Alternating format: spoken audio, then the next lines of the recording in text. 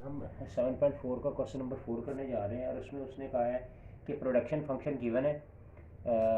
ये देखा, Q Q दिया हुआ है हमें 96 के 0.3 और एल 0.7। और उसने कहा है पहले क्वेश्चन में कि आप एम डबल पी के और एम डबल पी एल निकालें, यानी physical product, marginal physic product capital की और मार्जिनल फिजिकल प्रोडक्ट लेबर की, दोनों की निकालनी। तो सबसे पहले हम इसका के का निकालने लगे, यानी कैपिटल का निकालने लगे। पार्शियल क्यू ओवर पार्शियल के और पार्शियल ओवर पार्शियल के 96 के 0.3 और एल 0.7। ठीक है जी। अब के अकॉर्डिंग इस पे पावर रूल लगाएंगे, इसको इससे मल्टीप्लाई कर देंगे, 96 को 0.3 से मल्टीप्लाई करेंगे तो ये मेरे पास आ जाएगा 28.8 और इसमें से एक माइनस कर देंगे और ये एल आ जाएगा 0.7। तो ये क्योंकि एज इट इज़ है, सिर्फ हमने लेबर की बात करनी है और कैपिटल की बात करनी है। 28.8 और ये आ गया -0.7 और एल 0.7। और जब हम डेरिवेटिव लेंगे तो ये बन जाएगा marginal product of physical product of capital. तो ये बन जाएगा एम डबल पी के, पहला आ गया। अब इसी तरह से हम दोबारा फंक्शन लेते हैं 96 के 0.3 एल 0.7। अब हम एम पी एल का निकालते हैं, यानी लेबर का निकालते हैं। तो फिर अगेन हम पार्शियल डेरिवेटिव ले लेते हैं, अब एल के अगेंस्ट ले लेंगे 96 के 0.3 एल 0.7। तो अब एल के मुताबिक इस पे पावर रूल लगा दें, 0.7 को 96 से मल्टीप्लाई कर दें तो ये आएगा तो 67.2 आ जाएगा। ये एज इट इज़ रह जाएगा 3 और ये आ जाएगा 0.7 -1। तो ये आ जाएगा 67.2 के 0.3 और एल आ जाएगा -0.3। तो ये था जी हमारा question number 4। Next question number 5 की बात करते हैं। क्वेश्चन नंबर 5 में उसने यूटिलिटी फंक्शन दिया हुआ है, ये देखें, ये हमें एक फंक्शन दिया हुआ है x1 और x2 की फॉर्म में। और इसमें उसने कहा है कि u जो है वो टोटल यूटिलिटी है और x1 और x2 जो है कमोडिटी है। और ए पार्ट में उसने कहा है कि मार्जिनल यूटिलिटी आपने निकालनी। इसका मतलब कि हमें इसका क्या करना पड़ेगा, डेरिवेटिव लेना पड़ेगा। तो सबसे पहले हम फंक्शन लिखते हैं। मेरे पास u क्या है जी, u है जी मेरे पास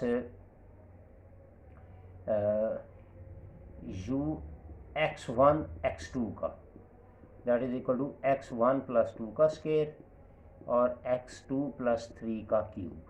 तो हम सबसे पहले x1 का निकालने जा रहे हैं, तो मैं यहाँ पे u x1 का ले रहा हूँ। ठीक है जी, u x1 और इस पर प्रोडक्ट रूल लगा देते हैं। First as it is partial over partial x1 x2 + 3 का क्यूब प्लस, अब ये x2 + 3 का क्यूब एज इट इज़ और पार्शियल ओवर पार्शियल x1 और ले लेंगे x1 + 2 का स्केयर। ठीक है जी, ये मेरे पास आ गया। ये आ गया जी x1 + 2 का होल स्केयर आ गया। इस पे हम पावर रूल लगना है, लेकिन चूंकि x1 के अगेंस्ट लेना है तो ये सारा ही ज़ीरो हो जाएगा, तो हम इसको ज़ीरो लिख देते हैं। प्लस ये वैसे लिखा जाएगा x2 + 3 क्यूब, इस पे पावर रूल लगा लें क्योंकि x1 के अगेंस्ट लेना है, तो x1 ही मेरे पास है। तो ये आ जाएगा 2x1 + 2 और इसमें से एक माइनस करेंगे तो 1 रह जाएगा और इसका दोबारा डेरिवेटिव ले लेना आपने x1 और x1 + 2 का। तो ये तो सारा ज़ीरो हो गया, पीछे क्या रह गया मेरे पास 2 × x2 + 3 का क्यूब और x1 + 2 और x1 का लेंगे तो क्या होएगा 1। तो ये मेरे पास आंसर आ गया किसका आया, u x1 का, यानी फर्स्ट कमोडिटी का आ गया, फर्स्ट कमोडिटी का। अब मैं क्या करता हूँ, अब मैं यही मेरे पास फंक्शन है, इसी फंक्शन के अगेंस्ट अब मैं u x2 का ले लेता हूँ। दोबारा again partial derivative product rule ले लेते हैं यहाँ। अब x2 के अकॉर्डिंग हम करेंगे,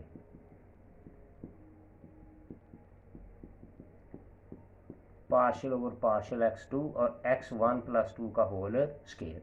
अब देखिए x2 के अकॉर्डिंग हमने करना है। ठीक है जी, ये x1 + 2 इसका होल स्केयर। अब इस पे लग सकता है क्योंकि वो x2 है, पावर रूल लगा दें 3x2 + 3 और 3 में से एक माइनस किया तो कितना रह गया 2 रह गया और इसका दोबारा डेरिवेटिव लेंगे, पार्शियल ओवर पार्शियल x2 किसका लेंगे, x2 प्लस 3 का।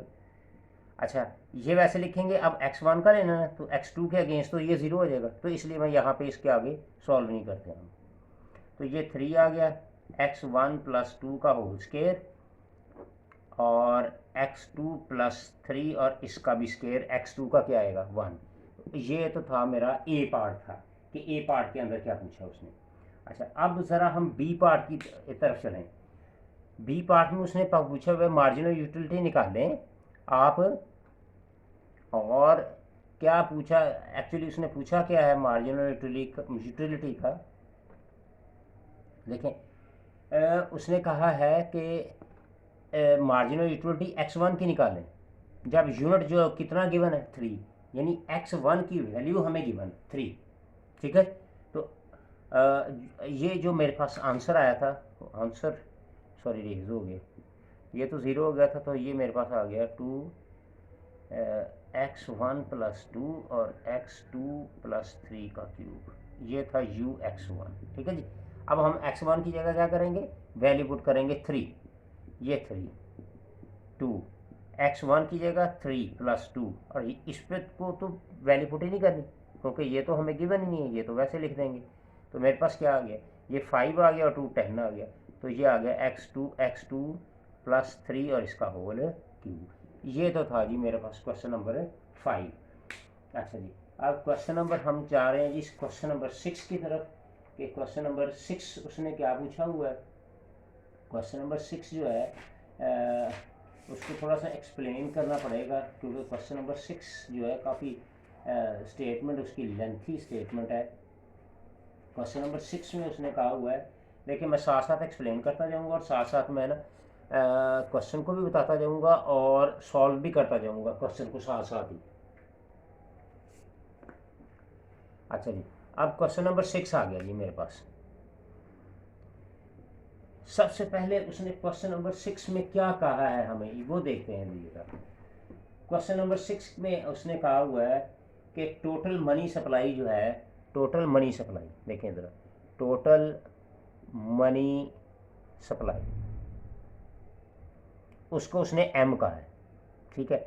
और ये कहता है दो चीज़ों पर मुश्तमिल है, किस पे, बैंक डिपॉजिट और कैश होल्डिंग पे। बैंक डिपॉजिट को डी से ज़ाहिर किया और इसको इसने सी से ज़ाहिर किया, ठीक है। तो ये क्या बन गया, एम किसके आ गया डी प्लस सी, एम किसके आ गया डी प्लस सी, इसको मैं ए कह देता हूँ, ए इक्वेशन। अच्छा नेक्स्ट आगे वाली लाइन में कह रहा है कि एज्यूम कर लेते हैं कि कांस्टेंट रेशो जो है, देखिए जी कांस्टेंट रेशो बी उसने गिवन दी हुई है सी अपॉन डी इक्वल टू सी, तो ये कैपिटल सी किसके आ जाएगा सी डी के आ जाएगा। अब ये सी की वैल्यू जो है इसमें आप पुट कर दें, पुट इन ए, तो मेरे पास एम क्या आ जाएगा डी प्लस सी डी, और इधर से आप कॉमन ले लें, डी कॉमन ले लें, 1 प्लस सी रह जाएगा। मेरे पास मनी सप्लाई ये आ गया, मनी सप्लाई की वैल्यू आ गई जी, इसको हम लेट से बी कह लेते हैं, ठीक है जी। अच्छा नेक्स्ट उसने कहा हुआ है कि हायर पावर मनी एच जो है, higher power money, next higher power money जो है उसको एच कहा है उसने, और उसने कहा है हायर पावर मनी जो है actually the sum of the holding by the held by the public and reserves held by the bank, यानी दो चीज़ें दी हुई उसने। एक तो उसने कहा है कि लोगों के पास जो पैसा है प्लस जो रिज़र्व है, ये चीज़ें रिज़र्व और पैसा दोनों जो है वो इसके में शामिल है। अच्छा जी नेक्स्ट आगे कहता है कि डिटरमाइन करें बाय द रिज़र्व रेशो और बताएं कि supply function higher power H की मनी सप्लाई को एक्सप्रेस करके दें। तो ये मेरा क्वेश्चन है जो कि ए की फॉर्म में है, ठीक है जी। अब यहाँ पे देखें ज़रा, मेरे पास ये सी प्लस कैपिटल आर है, ठीक है। सी की वैल्यू तो मैंने यहाँ पे ऑलरेडी निकाली हुई, तो यहाँ पे हम सी डी लिख देते हैं ये, ठीक है जी। और जो कैपिटल आर है यानी रिजर्व रेशो वो आर डी है, ठीक है। तो डी को हम ले लेते हैं, क्या आ गया सी प्लस आर आ गया, क्या आ गया सी प्लस आर आ गया। अच्छा अब हायर मनी मेरे पास आ गई, ये हायर मनी है ये जी, C plus D into C plus R. तो यहाँ से अगर मैं डिपॉजिट्स निकालूँ तो डिपॉजिट्स क्या आएंगे, H upon C plus R, C plus R के आ जाएंगे। ठीक है जी। अब ये जो डी की वैल्यू आई है, डिपॉजिट्स आई, हम क्या करते हैं इसमें पुट कर देते हैं बी के अंदर। तो मेरे पास मनी सप्लाई, यही तो मनी सप्लाई है। तो मनी सप्लाई क्या बन जाएगी, मनी सप्लाई बन जाएगी जी, डी की जगह ये आ जाएगा H upon C plus R into 1 plus C. तो ये मेरे पास आ गया, ए पार्ट आ गया, जो कि हमारे पास था इसका टोटल मनी सप्लाई का, कि उसने कहा पूछा था कि ए पार्ट के अंदर आप बताएं कि मनी सप्लाई किस तरह से निकलती है। अब हम इसका जी बी पार्ट निकालते हैं कि बी पार्ट के अंदर उसने क्या पूछा हुआ है। अच्छा जी, बी पार्ट के अंदर उसने पूछा है would an increase in the reserve ratio raise, क्या रिजर्व रेशो जो है वो बढ़ सकते हैं या लोअर द मनी सप्लाई, कि या मनी सप्लाई को बढ़ाया जा सकता है। अब ये जो है इसको मैं सी कह देता हूँ और इसका मैं क्या करता हूँ, मैं डेरिवेटिव ले लेता हूँ। ठीक है जी। और किसके अगेंस्ट लूँगा, रिजर्व रेशो, क्योंकि उसने क्वेश्चन में रिजर्व रेशो का पूछा है। तो B part partial M over partial reserve ratio R, R के अकॉर्डिंग हम कर लेंगे। ठीक है जी। तो पार्शियल ओवर पार्शियल आर, और ये आ जाएगा 1 प्लस सी एच अपॉन में आ जाएगा सी प्लस आर। ठीक है जी। अब आर के अकॉर्डिंगली हमने इसको क्वेश्चन को सॉल्व करना। ठीक है। अब देखें इस पर क्या लगेगा, क्वेश्चन रूल लगेगा। चलें जी, सी प्लस आर इसका square, C plus R as it is, और partial over partial R denominator का 1 plus C into H minus 1 plus C into H और पार्शियल ओवर पार्शियल आर, और ये आ जाएगा सी प्लस आर का। तो ये आ जाएगा सी प्लस आर, वैसे ही आ जाएगा।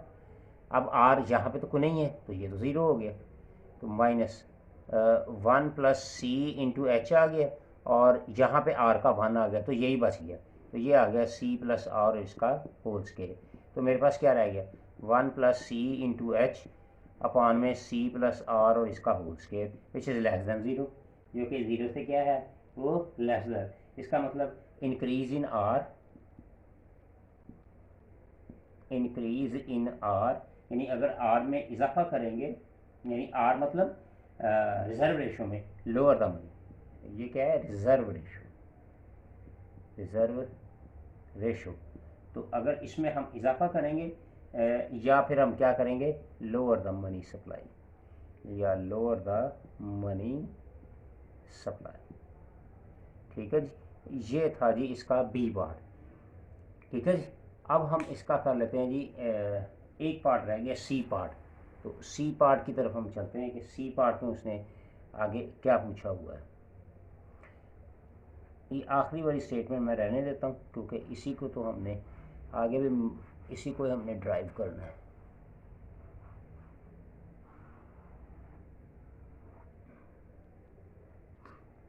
देखें जी, सी पार्ट के अंदर उसने क्या पूछा है, क्वेश्चन नंबर 6 का जो सी पार्ट है, सी पार्ट में उसने पूछा है कि cash deposits ratio effect the money supply and increase in the cash deposit ratio, यानी कि सी कैश डिपॉजिट्स क्या है, सी है। तो मैं क्या करूँगा, मैं कैश डिपॉजिट सी के अगेंस्ट ये काम करूँ जी।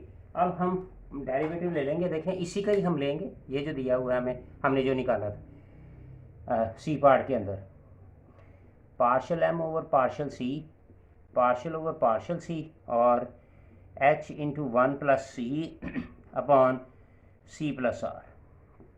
ठीक है जी। ये हमने यही वाली इक्वेशन हमने लिख ली।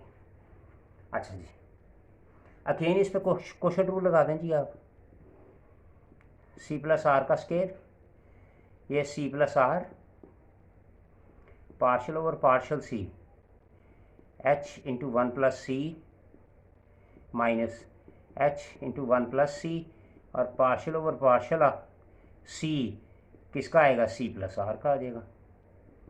तो ये सी प्लस आर वैसे ही आ जाएगा, सी के अकॉर्डिंग करना है ना, तो यहाँ पे सी का 1 आ जाएगा और पीछे एच ही बच जाएगा, ठीक है, 1 का चूँकि 0 होता है, माइनस ये आ जाएगा एच इंटू 1 प्लस सी, और अगेन सी का करना है तो ये भी 1 आ जाएगा, यही रह जाएगा, तो सी प्लस आर और इसका होल स्क्वायर क्या आएगा, ये बन गया जी H C plus H R minus H और माइनस एच सी, ठीक है जी, और सी प्लस आर का स्केल। अच्छा, ये एच सी से एच सी कैंसिल हो गया, क्या पीछे एच कॉमन ले लें, आर माइनस 1 और सी प्लस आर का होल स्केल, ठीक है जी। अगेन देख लें इधर, ये क्वेश्चन का रिजल्ट हमारे पास आ गया। अब हमने इसको एक्सप्लेन क्या करना है कि increase in supply and increase in supply, अगर सप्लाई में इजाफा करेंगे तो also money supply, also increase जो होगा वो क्या होगा, मनी सप्लाई में, ठीक है जी। तो मनी सप्लाई के अंदर भी इजाफा हो जाएगा। तो ये था जी हमारे पास क्वेश्चन नंबर 6। और क्वेश्चन नंबर 7 जो है वो ग्रेडियंट का है, सिर्फ आपने डेरिवेटिव ले लेना है ग्रेडियंट के, वो 2x आ जाएगा, फिर 3y² आ जाएगा, फिर 4x की पावर 3 आ जाएगा, सिंपल उसके partial derivative x y z के ले लेंगे।